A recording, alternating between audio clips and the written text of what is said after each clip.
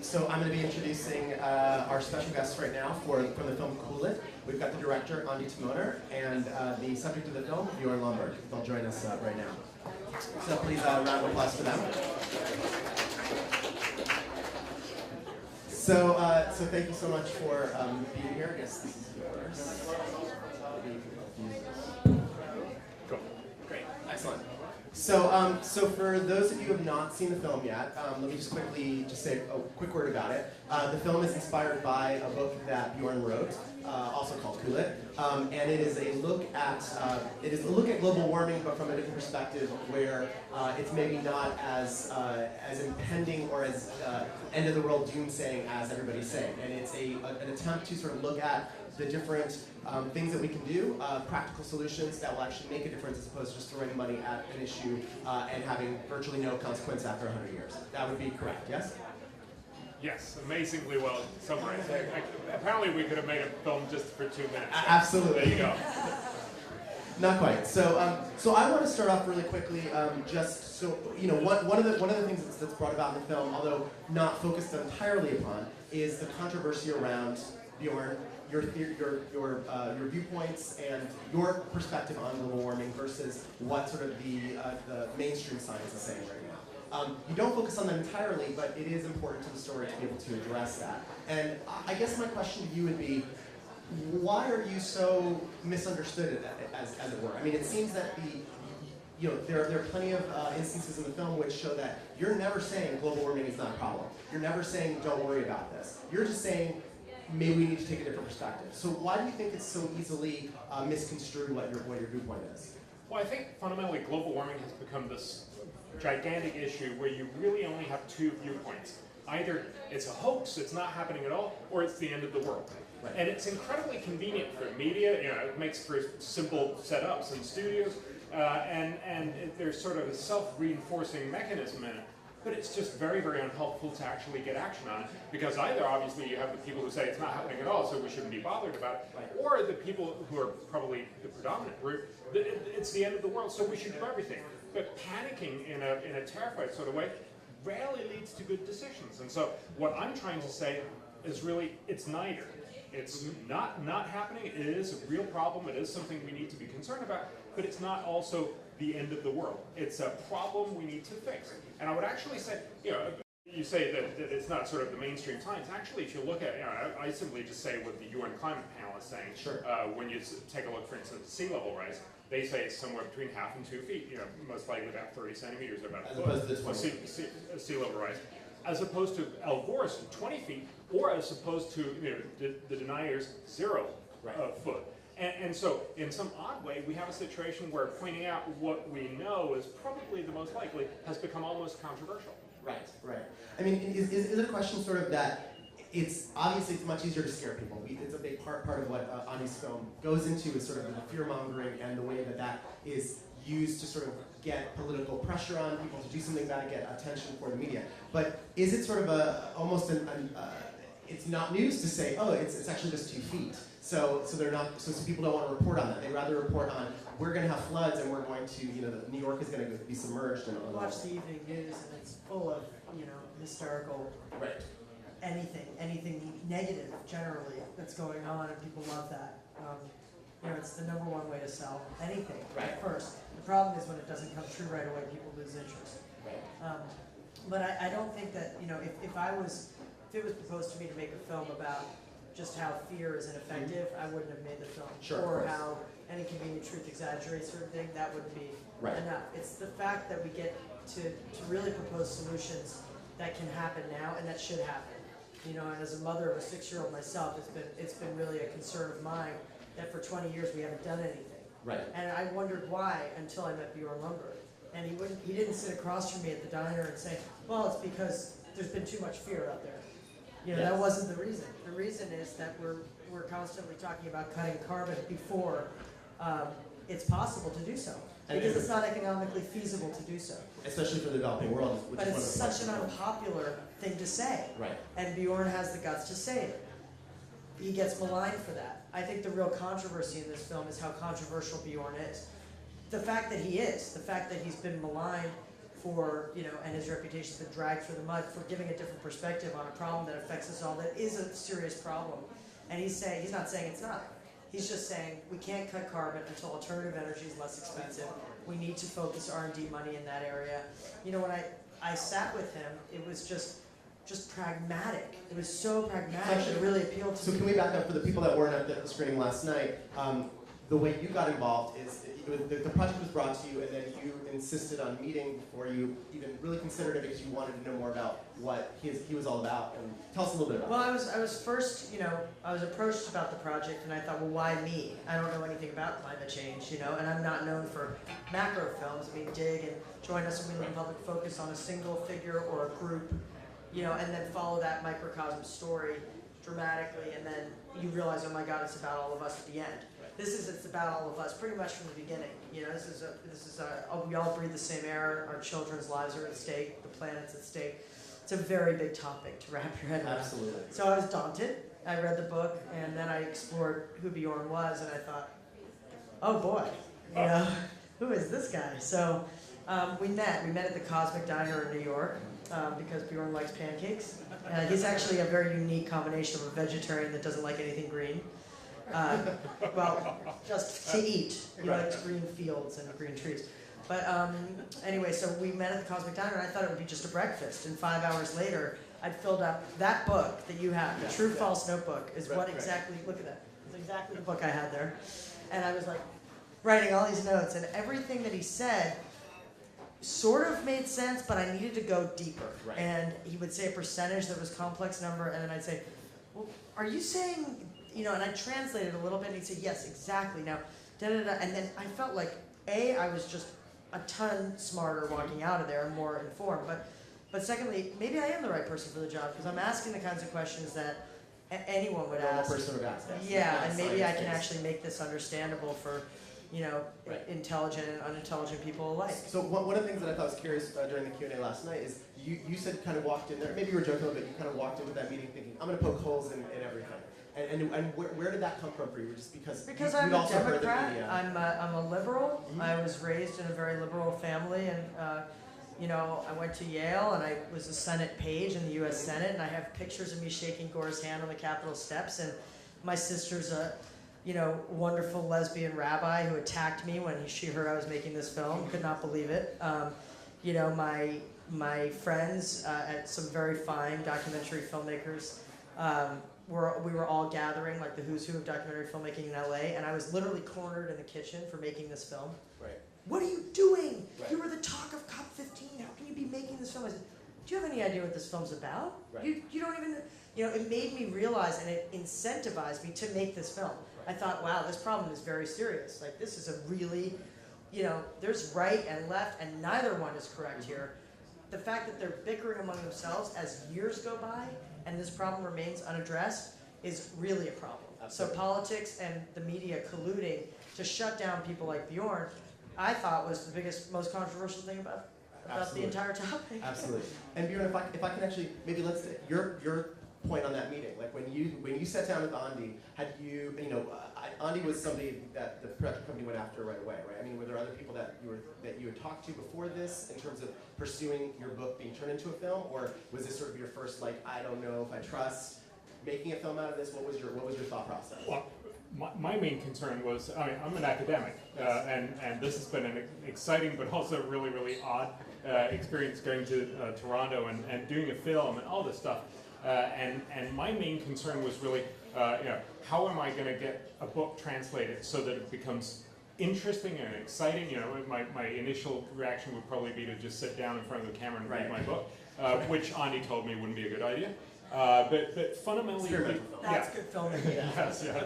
But the fundamental challenge, I guess, was really, I was going to lean back, and I would have to have someone catch me, because Ondi was going to do a lot of choices which have turned out to be really smart, but I would have no way of knowing whether they would actually work. So my sense was very much, does she get it, and can I see how she can, we can translate what I'm trying to say into something that'll actually work.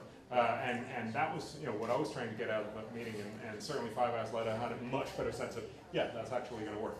I mean, for somebody who's been in the media spotlight for so long and so controversial and so misunderstood and all of those things, I mean, how much fear do you have at this point when dealing with a project like this, or dealing in general with the response that this kind of project might get in the media? I don't have any fear dealing with the response because, listen, I mean, I'm ready and I love having this debate. It's in some ways it's a lot of fun defending what I think we in 5 or 10 years are going to think of as an entirely sensible, smart middle position to both extremes, really. But obviously I was terrified in the sense of where's this big project going to head to? What is going to happen to it? Are things going to drown one way or the other? That's it's a very complicated experience, at least for me. You sort of stand back a little bit and say, oh, okay, that's how things work. Right. And Ondi, I mean, I'm glad that you talked about the whole question of sort of the macro, micro level in terms of your past work. So those of you, should know Ondi obviously from having 2 films that won at Sundance, Dig and We Live in Public, which were great. We were happy to have them there, and we're sad not to have this one at Sundance as well. But it's a great place for it here. But I was disqualified from competition anymore. Oh yes. I reminded John Cooper. That's true. And Trevor Gross said, touche. Exactly. But so, I guess with this kind of a project, it is very different. It is a very different kind of project for you. So can you talk a little bit about how you approached sort of finding the sort of content of it? Like, what were you going, did you go directly after scientists or others that disagreed vehemently with one thing, view? I mean, it was a totally different film, and I'm always a believer that the form should follow the content. Mm-hmm. So one thing that was really important for me was looking at it from the perspective of, okay, I've come into this having, like most of us, seen an inconvenient truth, felt like pretty terrified, kind of threw my arms up in the air, like, well, I guess I'll change my light bulbs, but I'm not sure what else I can do. Right. Looks like the world's going to end. I look at my son sometimes and think, that's really too bad. I hope he gets to 20, 25 years old, I mean, it wasn't quite that extreme, but I didn't think about it every day, but it was definitely a concern. And so I thought, first thing I want to make sure we do is that Bjorn creates a budget. And I said, I want people to leave this theater or turn off their DVD knowing a plan, that there's a concrete way to raise the money and to spend the money. Right. Where would we put it? And you can agree or disagree with various aspects of the plan, but at least there's a plan. Just to interrupt real quick, so for those of you that may not have seen the film, towards the very end of the film there is actually a budget laid out of, I forget the number. 250 billion. 250 billion, very clearly laid out how much is going to research and development, how much is going to alternative sort of energy sources, how much is going to geoengineering, thank you. So it is, and it's presented sort of, not a lecture, it's not so cut and dry, but it's presented as part of the film. So you do have those numbers, because Bjorn's an academic, we chose sort of a chalkboard. Yes. And that we used that also in a graphic that appears throughout the film. Right. Had to break the film down into chapters. And I had to do things that I don't usually do. I usually like to go with just a straight on flow. But I needed to do that because it is such complicated material Absolutely. for the average person. And one thing I'm really glad to hear is that people are really getting it. They're able to understand the film. But obviously it's very important to me to always have music involved and to have the editing as smooth as possible. And then it was about Bjorn. It was about really trying to get inside of Bjorn's head and figure out what makes him tick. And one soundbite I love in particular is when he says, that's what gets me out of bed in the morning, is that no matter what, kind of heckling or what, I get up there and I speak it. And I'm just going to keep speaking it. And he just said 5 or 10 years, maybe people will see that this is quite reasonable. My hope is that, like today, at the 2 o'clock screening, people will see that it's quite reasonable. And, and that actually action will happen from here. I mean, I really embarked upon this film, not to make a portrait of Bjorn, who I, on a personal level, we get along great. It's just that it's not really about him in the way that Dig is about Anton, or We Live in Public's about Josh Harris. Because those characters embody the very theme of the film. Bjorn, actually, it's his perspective. It's his unique perspective. And what I really took away from knowing him as a human being, and what I hoped was in the film, is that he has a lot of guts. A lot of people would go home and hide under a pillow. I'm sure on your birthday, when you were accused of scientific dishonesty and you knew it was going to hit the next day, and you say it was the worst day of your life, to recover from that, to bounce right back and say, but I know this is reasonable. People need to hear this, And I'm just hoping that I'm a blessing that came along to help translate that message, because I think it's a really valuable message. And my brother came on to edit the film, David Turner, who I made Day with. Right, yeah. And so now I have a fellow member of the family who's sitting at the table going, I believe this too. That's great. Yeah. So we've got a question for Blackberry, is that correct? Okay. Yeah, the BBM question is, was it hard to find funding for this film, given that it has such a different perspective? Maybe you can elaborate on that process of putting it together. You know, I actually didn't find the funding for the film. I was this film was actually work for hire, which was a unique position for me to be in. I've never done that before. So it was a collaboration, and the producers had the financing when they came to me. So I didn't have to find the financing. La la la la la. Well, speaking of financing, so so obviously with this budget that's at the end of the film, and this came up at the Q&A last night at the first screening as well. Sort of the idea of who pays for it, how does it, how does this happen? In many ways, it's a very modest budget relative to how much is being thrown out there to try to. Can you actually tell us, so with the amount of funding that not your plan, but the plan that people are proposing, what is the actual consequence for water level? I'm going to let Bjorn answer that, but I just want to say the reason why the budget at the end of the film is $250 billion is because that is the amount that the economists, right, that is spent for Kyoto. Right. Or that is EU.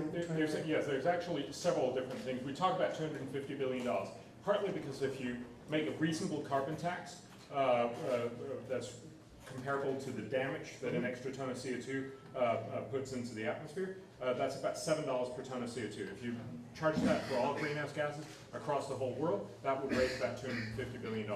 It's also the cost of the current plan to tackle global warming, Gotcha, okay. which is essentially the EU 2020 plan. Right. So just the EU is promising to spend $250 billion a year for the rest of the century. And the amazing thing is that if the EU actually does this, spend $20 trillion over the century, they will have managed to make temperatures drop by 1/20th of 1 degree centigrade. Virtually nothing. So basically we're spending a huge amount of money to do no good whatsoever. Should we, I don't know, spend that to do a lot of good instead? And that's essentially what we say. Hey, we can spend that $250 billion. You could get it from the carbon tax, you can get it just from general revenue, and you can actually just take it from the EU. They've already spent that money.